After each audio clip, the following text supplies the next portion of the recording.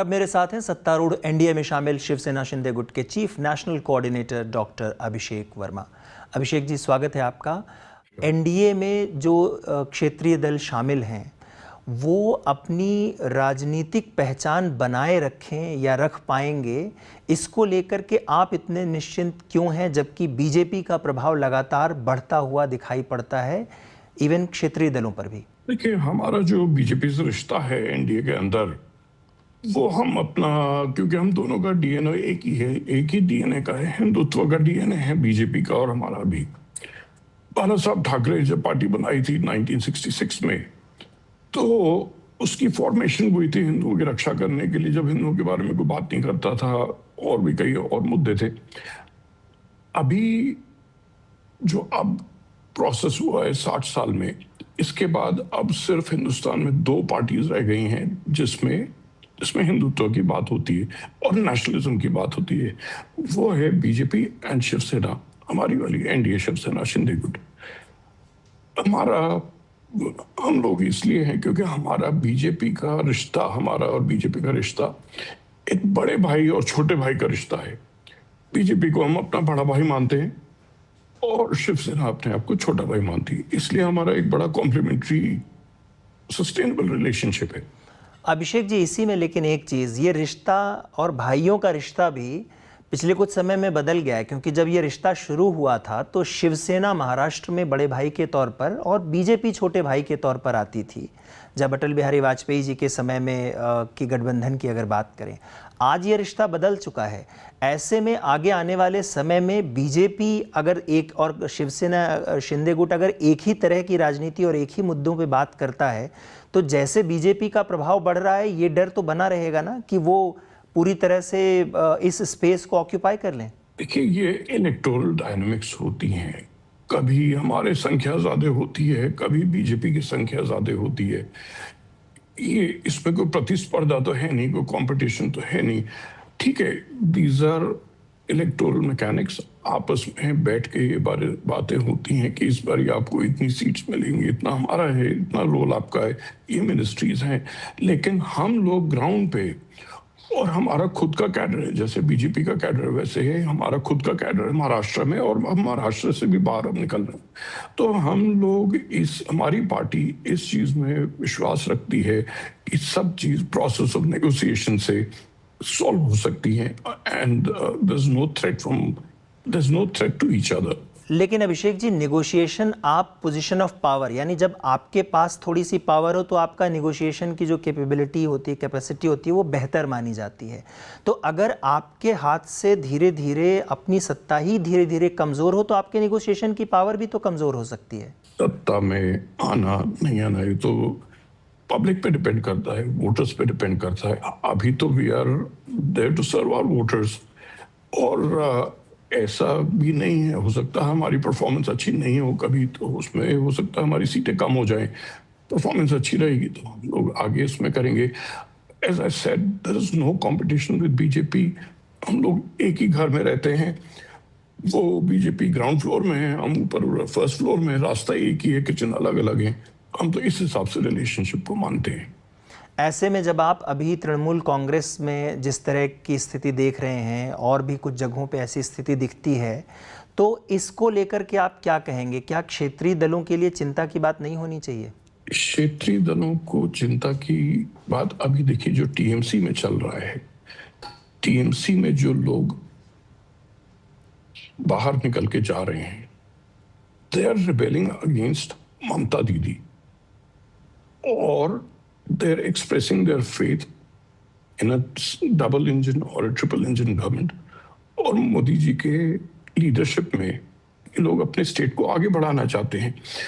तो अगर कोई वहां से निकल के जा रहा है टीएमसी से और अपना अलग ग्रुप बना रहा है, या जो भी कर रहे हैं इलेक्टोरली या असेंबली के इसके रूल्स के हिसाब से, तो वो अपने हिसाब से जो भी कर रहे हैं एनडीए में आने के लिए, जब तक as long as the efforts NDA में आने के लिए, तो हम उनको ठीक मानते हैं। आप ठीक मानते हैं, लेकिन ये सब कुछ सिर्फ चुनाव के इर्द गिर्द होगा क्या? क्या राजनीति सिर्फ चुनाव में जीत और हार के आधार पर तय होगी, या कुछ सिद्धांतों की वैल्यू भी रहेगी जहां जीत या हार मायने नहीं रखेगी बल्कि विचारधारा इम्पोर्टेंट रहेगी? देखिए, हमारी शिवसेना में आके मैं अपने पार्टी के लिए आंसर कर सकता हूँ, हमारी विचारधारा तो चेंज हुई नहीं है।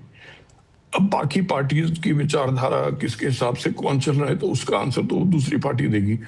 मैं अपनी पार्टी के लिए बोल सकता हूँ, हमारी विचारधारा हिंदुत्व के लिए थी, नेशनलिज्म के लिए थी और डेवलपमेंट के लिए थी। तो हम तो अपनी स्टेट और अपनी पार्टी के लिए और बाकी जगहों के लिए बोल सकते हैं जहां जहां शिवसेना का प्रभाव है। बाकी पार्टियों के लिए तो मैं नहीं बोल सकता। लेकिन जो विपक्षी दल हैं वो ये आरोप लगाते हैं ना कि जो एजेंसीज़ हैं, सेंट्रल एजेंसीज़ हैं, उनका दुरुपयोग किया जाता है, जिसके चलते जो विपक्षी दल हैं उनके ऊपर दबाव बढ़ता है और अल्टीमेटली उन्हें सत्तारूढ़ दलों के साथ अलाइन होना पड़ता है अपने आप को। तो सेंट्रल एजेंसीज़ का ये दुरुपयोग आज एक पार्टी करने का आरोप झेल रही है, कल को अगर सत्ता बदलती है और दूसरी पार्टी भी वही करेगी तो क्या क्षेत्रीय दल सिर्फ सत्ता के साथ अलाइन रहेंगे इन एजेंसीज़ के चलते? ये तो चीज मैं नहीं मानता कि ये सेंट्रल एजेंसीज के से हो रहा है या कुछ हो रहा है, ऐसा नहीं है। कोई अगर किसी ने कोई क्राइम किया है, ऑफेंस किया है और उसको अगर वो इन्वेस्टिगेट कर रही है, अगर सेंट्रल एजेंसीज, तो सेंट्रल एजेंसी उसको इन्वेस्टिगेट कर रही है तो उसको ये नहीं मानना चाहिए कि इसलिए कर रही है कि ताकि आप इधर हमारे पक्ष में आ जाएं, ऐसी बात नहीं है। और अभी आप देखिए, अगर इस तरह की बात होती तो हमारी न्यायिक प्रक्रिया इतनी इंडिपेंडेंट है। अभी 2 महीने 3 महीने पहले लिकर स्कैम में अरविंद केजरीवाल को कोर्टों ने, Arvind Kejriwal and the entire उसको केस को क्रैश कर दिया। तो अगर कोई कहीं एक्सेस भी होती है, पहली बात तो मैं नहीं मान रहा कहीं एक्सेस हो रही है, अगर कहीं एक्सेस होती है तो उसके लिए कोर्ट है, न्यायिक प्रक्रिया है, वो न्यायिक प्रणाली है हमारे देश की डेमोक्रेसी में। कुछ केसेस ऐसे भी और कुछ एग्जाम्पल हैं, मैं नाम एक एक करके नहीं लेना चाहता, जहां पर जब तक राजनेता विपक्षी दल में हैं तब तक तो कुछ जांच हो रही होती है, लेकिन जब उनका पाला बदलता है तो जांच भी बंद हो जाती है और जांच उस दिशा में नहीं जा रही होती जहां पहले जा रही होती। और यहां से आरोप और शक का दौर शुरू होता है कि क्या एजेंसियों का इस्तेमाल किया जा रहा है अपने हित के लिए। क्या हमारा तो ये सवाल हमारी पार्टी के लिए नहीं है, क्योंकि हम ना तो लेकिन आप एनडीए के साथ हैं, जिस गठबंधन के साथ हैं उसके ऊपर ये तो पूरे गठबंधन के ऊपर भी एक सवाल है। और आप क्षेत्रीय दल हैं तो दूसरे क्षेत्रीय दलों के अतिरिक्त क्या आप सिर्फ केंद्र में बीजेपी से अलाइन होकर के हैं या क्षेत्रीय दलों के व्यापक अस्तित्व को लेकर भी सोचते हैं आप? नहीं, हम लोग तो पूरे क्षेत्रीय दलों के व्यापक अस्तित्व को भी देख के सोचते हैं। अभी हमने अपने उत्तर प्रदेश में हमने अपने पैर जमाए हैं, शिवसेना ने वहां पर निषाद पार्टी के साथ, राजभर जी के साथ, ऐसे अलग अलग क्षेत्रीय दलों के साथ हमने एक समन्वय केंद्र खोला है और वहां पर उनके इवेंट्स में भी हम गए हैं, वो भी हमारे इवेंट्स में आए। तो इस तरह की हमने पहला भी शुरू करी है, क्योंकि हम क्षेत्रीय दल ना बन के, ना रह के, हम आने वाले साल में हमारे शिंदे जी ने और हमारी पार्टी ने डिसाइड किया है कि हम अब एक नेशनल पार्टी बनेंगे अगले आने वाले 5-6 सालों में। डॉक्टर अभिषेक, अंतिम सवाल मेरा ये है कि जब सारी राजनीतिक दलों से टूट और उनसे निकलने वाले लोगों की दिशा एक ही तरफ दिखती है तो भी क्या चिंता की बात या किसी तरह के शक की गुंजाइश नहीं रहती कि कुछ तो है कि सारे लोग एक ही तरफ मूव कर रहे हैं, किसी दूसरी तरफ नहीं?